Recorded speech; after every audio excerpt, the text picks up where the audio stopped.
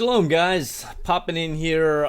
It is Rev Shabbat. I guess we're probably a couple hours, maybe 3 hours to sunset, and I am I'm beat. Man, this has been a great week. A lot of great things happening on the channel here, and I really appreciate, guys, the fact that some of y'all have been sharing.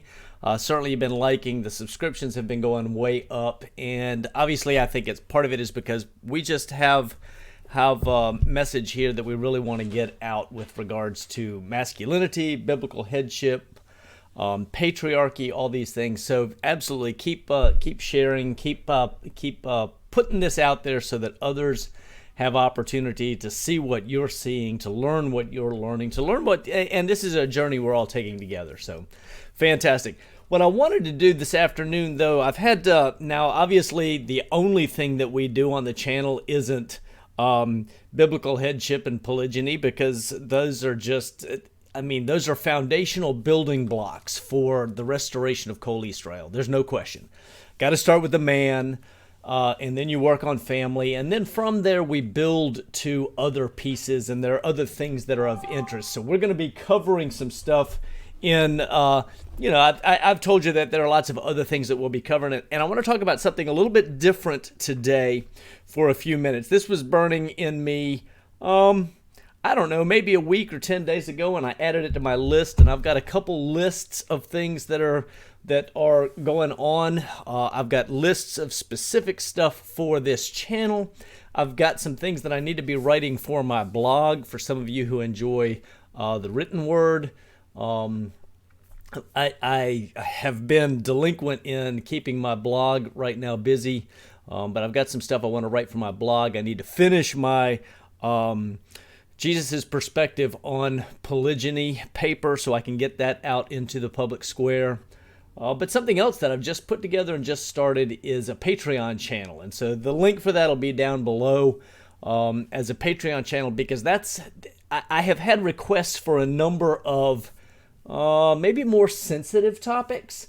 So some of the things with regard to marriage, with regards to sexual relations, with regards to handling difficult situations, some of these different things, I've been asked to address those. I get asked both in comments and in a couple Telegram groups that I've got, as well as through some other sources and email. I have things that come in via email, and then their friends and connections. So really, we've my wife could tell you that this last week especially has been a little bit crazy here in terms of trying to get things structured so that we can grow and so that we can meet your needs. But one of the things that's happening to help make that happen is I've put together a Patreon, and so the link is below, and certainly would appreciate any of you who care to join us there.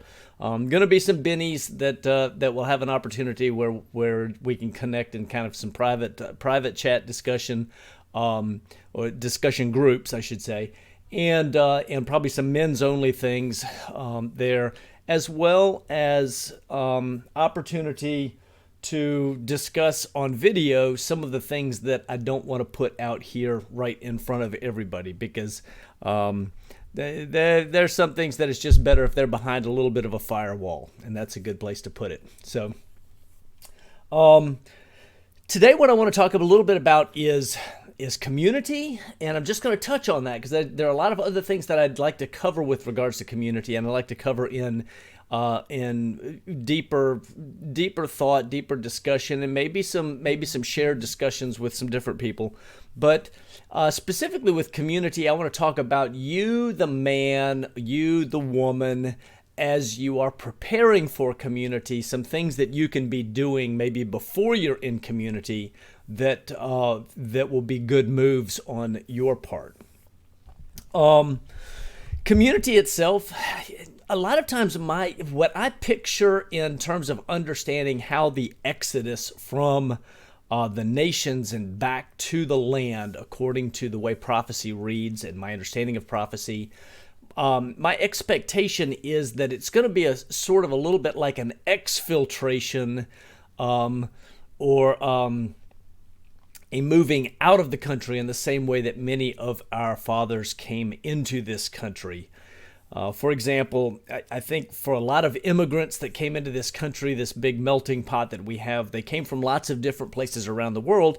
And so a lot of times they would establish enclaves inside this country as bases of operation from which they could then be able to enable and send their children into this country. A way to describe that would be, or a way to explain that would be to talk about Chinatown, Little Italy, I guess like the Irish Quarter, French Quarter, these different places, for example, in your major cities, New York, LA, San Francisco, where they were bringing in immigrants or immigrants were coming in, and then the immigrants would tend to stick together because they could make their businesses symbiotic and working together. They could pool their resources, they could pool their education abilities, they could make sure that they kept families together, and then they could, by building wealth within those little communities in the city, they could then establish their children going to university, becoming doctors and lawyers, and, however else they went about doing what they did. I think to one degree, we're so scattered as Israelites all over the place, and maybe the best way for us to do that is to do that in reverse. And that, of course, is coming back into communities. A lot of times people don't understand the big picture with communities, though. What they're thinking is, we're just all going to live on the same piece of land, or we're all going to live close together and work together, and it'll just kind of happen. I think it requires a little more planning than that, and I think part of it is we need to be very intentional about recognizing that we've got to figure out how to put our businesses together. We've got to figure out how to work together intentionally to pool assets, to be able to increase the velocity of money. Now, that's a term where by making a dollar, and dollar's fiat currency, my strong preference is God's money. In one of my other videos, I talk about that. You see the big silver round on the front of it talks about patriarchy and God's money. But by being able to keep money in a community where it goes through several people's hands, 4, 5, 6 people's hands before it leaves the community, or finding ways to bring it in so that it's moving around the community before it goes back out of the community. Too many families, it comes in one door and goes out the window, or vice versa, and it doesn't bounce around in the house 2 or 3, 4, 5 times, being able to profit at each place as you increase the value of that money. Well, in a community, if you've got symbiotic businesses, you can do that. But how do you get to symbiotic businesses, and what do you start with? And that's really kind of where I want to go today. I have talked a little bit before about a book by Rory Groves called Durable Trades. This is a fantastic, fantastic book, and I'm telling you, the cool thing about this book is that really there are probably only about 40 or less than 50 pages of reading, right? So these first 50 pages, it really talks about the foundations for why you want to be working in a durable trade, or why you want to have a backup durable trade, how to go about establishing family for wealth, how to go about establishing family for business, and some of those reasons. And then the rest of the book is really literally listing from 1 through 50, the top 50 durable trades in history. Now today there's something like, 40 or 50,000 different occupations. But it hasn't always been that way. In fact, all of your primary occupations until probably about the 1830s or 1840s, all of your primary occupations, almost everything that was out there, could be listed on a single sheet of paper. Might take front and back, but a single sheet of paper as a single column list. It's been about 50 durable trades through the history of mankind. And those trades continue today to be top trades that when the economy sucks, or when the economy goes down and it tanks, these trades continue to move along. When the economy's doing well, these trades continue to move along. Some of them are easy to get into. Some of them are hard to get into. Some of them require certain types of assets to get into. Others require certain types of training to get into. But the bottom line is, it's a very short list. Now, for an economy to be established, for a community, and for communities to work together, you've got to have multiples of these durable trades inside your circle or sphere in order to benefit each other and in order to be a self-sufficient community. Not just, you know, a lot of people want to live off-grid and be self-sufficient, but it's not possible to fully supply everything that you need. One person cannot, or even one large family cannot be the end-all, do-all, be-all for everything that they've got. But when you start having multiple families working together and then multiple communities working together, particularly in the durable trades, then that's where it gets started. So the book is laid out after it goes through that first 50 pages of kind of explaining economic history, explaining a little bit about why this is very important, how he decided to break things down, and how these were selected and that sort of thing. He goes into the next, well, let's see here. We're looking at something like a couple more pages here. We're looking at something like the next 250 pages, or 200 pages or so. 205 pages would be the right math, I think, here. He breaks down these 50 trades and he ranks them from first to 50 and talks about how hard it is to get into it, what the historical stability of each of these trades are, what the resiliency is in an economic problem, and then how family-centered it is, as well as what kind of income historically is there. And then he's usually got 2 or 3 examples where he has talked to an individual or a family that works in that trade. Now, some of these are no-brainers, and you know I can give you the top of the list. If I go right here very quickly, I'll give you the top of the list. For example, among his key findings: shepherd, farmer, midwife, gardener, woodworker, carpenter, painter, cook. But then he starts to break into a lot of other areas that are very interesting, very important, and you start reading that going, wait a minute. Of course you've got to have that in a community. I never thought about that. Or, man, that's a skill set I can develop now and have ready for that time. Well, so what I want to do is I really recommend this book, Rory Groves' Durable Trades, Nothing in It for Me. You can find this on Amazon. I've heard him interview a couple times. You can find his interview. There are a couple good interviews online. I think, Ann Elliott with homeschooling, homeschooling Torah.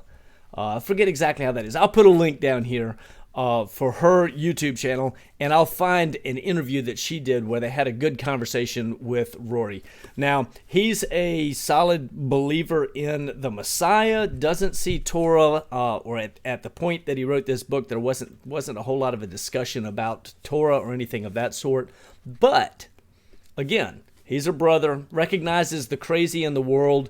And what drove him to do this ultimately was because he was working in IT as an IT professional, and there was so much turnover and so much change all the time, and he couldn't pass anything on to his children, and he recognized that he wasn't spending time with family. He said, the heck with all this, chucked it out, went and bought a piece of land, and they started homesteading. And then he started doing the research and put this book together, and it's an amazing book that is worth having on your shelf, but it's also something that I think every small group of people need multiple copies of this to go through and say, what are some things that, what are some skill sets that we can work on? So, in that vein, what I want to do is I want to talk a little bit about a durable trade. Now, for a lot of the durable trades, the value is that you can start as a hobby, because many of us aren't in community at this point, okay? or you're preparing for community, or you're running a homestead, or what have you, but you want to be better prepared for being part of a bigger piece out there.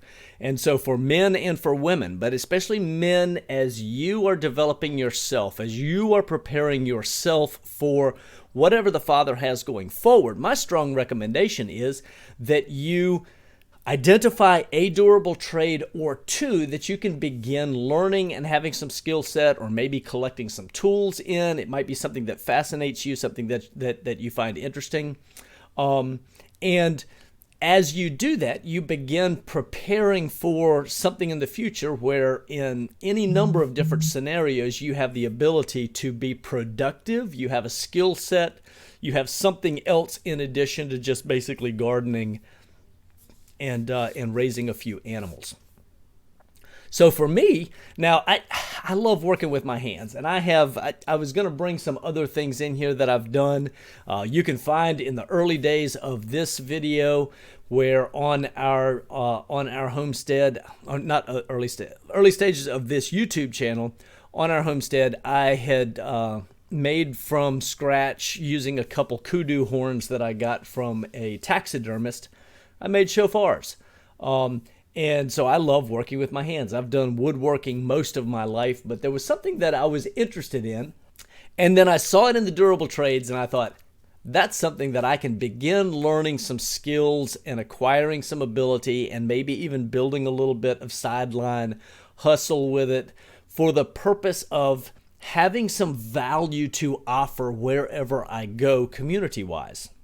And so I want to share with you one of the things that I've been learning in my spare time, and I hope that this motivates you. It started as a hobby because I'm trying to build skills, and hopefully one day it may lead me in or put me in a position where I can have a bit of a trade.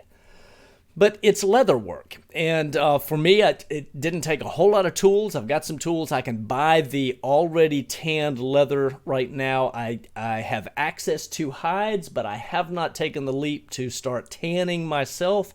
But I have the ability, and actually I think tanner is different than leather worker even in the durable trades. But nevertheless, what I want to do is I just want to show you some things. One of the projects that I did it's been about a year ago now. This is a pocketbook that I made. It actually matched a complete set of riding chaps that I made for the chaps were for my son, and this I made for my wife. It's while my son was riding rodeo. And so that's an example of, and this is, it's not a huge bag. Try to get you some perspective here. It's probably about 14 inches across here and 12 inches deep, something like that. Maybe 5-6 inches wide right here, something like that. So it's a nice size handbag, and it's made with some buffalo hide that I got, and then a fringe. I'm doing my own rivets. All of it is hand stitched. So that is an example of something that is a product of developing the hobby, learning and practicing with the hobby. Okay.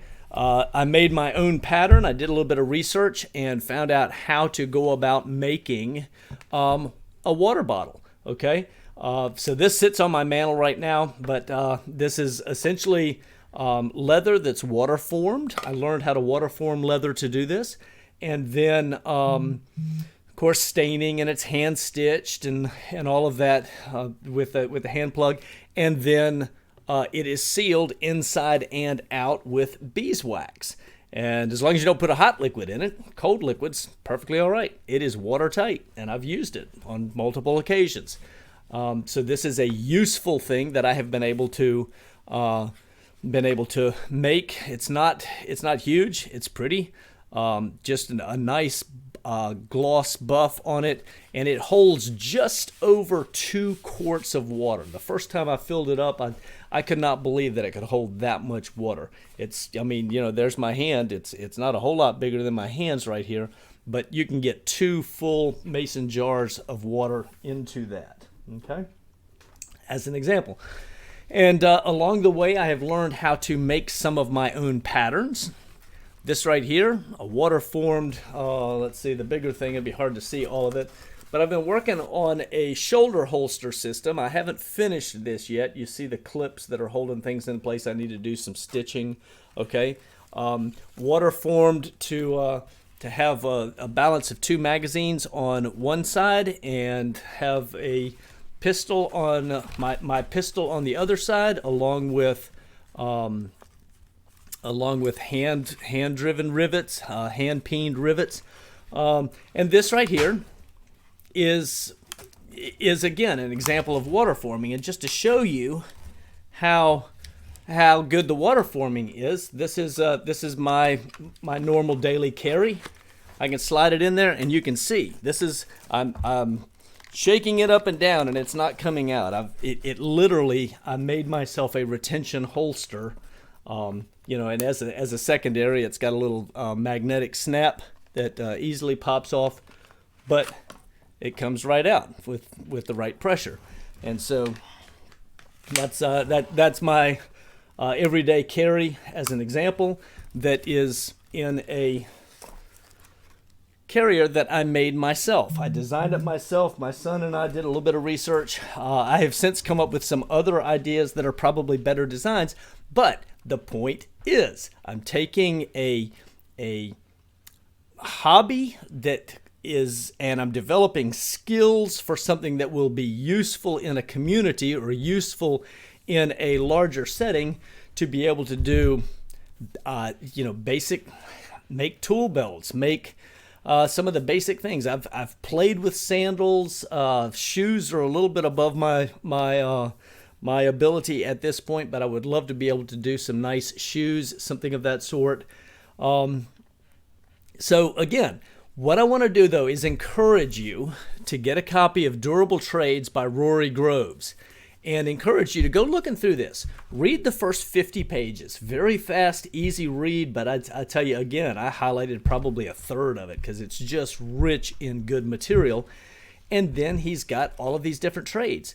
And start looking at that going, what is it that interests me? What is it that I have abilities to do? And see if you can develop 1 or 2 or 3 different areas where you bring something to the table instead of expecting to show up at a community maybe empty-handed or maybe with a few things in your pocket. There are a whole lot of people out there. I had somebody tell me, oh yeah, I don't have to do anything about getting ready for the crazy in the world because you're doing it. And I said, don't come to my house.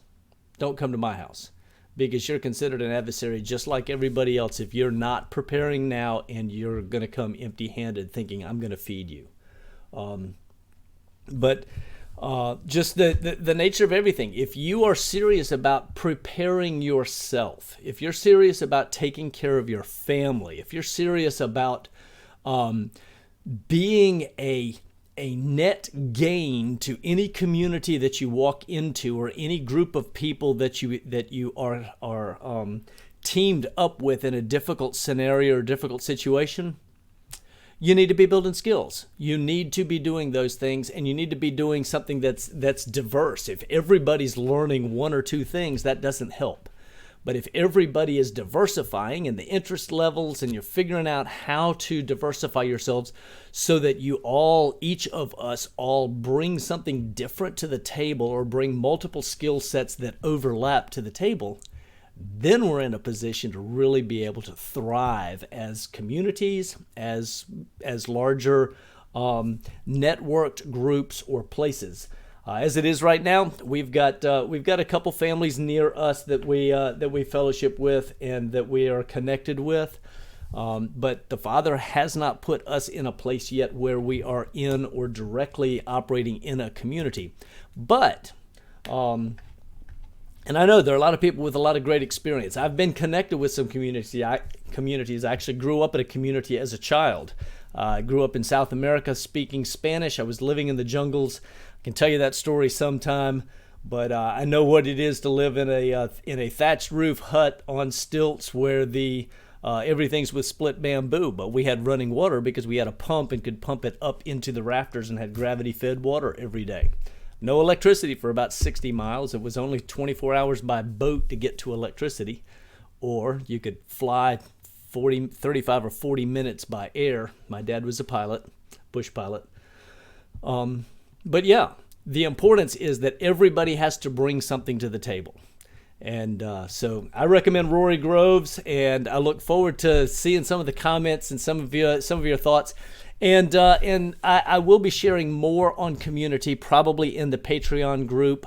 I know that I've got some other rather sensitive topics that I'll be covering in the near future on the Patreon account as well. So would love to have some of you join up over there for the purpose of building a community there that we can have sort of a discussion behind a firewall on some things. All right. Love you guys. I bid you, in this case, Shabbat Shalom. Might even get this up tonight if I hustle. But for King and Kingdom, I bid you Shalom.